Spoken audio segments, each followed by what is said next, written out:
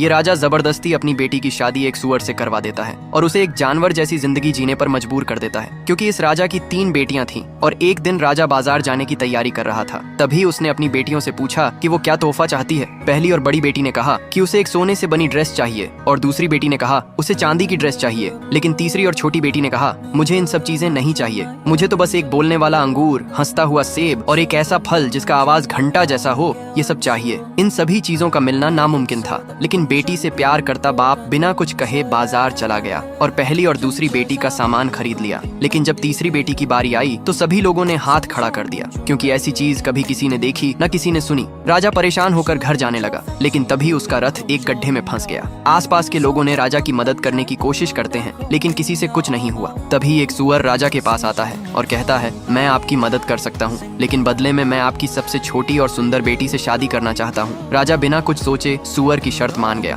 तभी सुअर ने बस एक झटका दिया और राजा का रथ गड्ढे से बाहर निकल गया। राजा शर्त पूरा नहीं करना चाहता था, इसलिए तेजी से वो महल चला गया। लेकिन इतने में सुअर अपना गाड़ी लेकर महल के नीचे पहुंच गया। राजा मजबूरी में अपनी बेटी को सुअर के पास भेज देता है। सुअर जब राजकुमारी को देखता है तो वो तुरंत उसे गाड़ी में बैठाकर अपने घर ले जाता है और उसे एक सुअर जैसी जिंदगी जीने पर मजबूर कर देता है। फिर कहा कि अब यही तुम्हारा घर है। ये सुनते ही राजकुमारी रोने लगी और सो गई। अगले दिन जब राजकुमारी उठी तो सुअर का घर अब एक राजमहल में बदल चुका था। ये देखकर राजकुमारी चौंक गई। तब राजकुमार ने उसे बताया कि एक चुड़ैल ने उसे श्राप देकर सुअर बना दिया था, लेकिन जब एक बोलने वाला अंगूर, हंसने वाला सेब और एक ऐसा फल जिसका आवाज 1 घंटा जैसा हो अगर मिल जाए तो उसका श्राप टूट जाएगा। इसके बाद राजकुमार ने दुनिया के सामने शादी कर लेता है।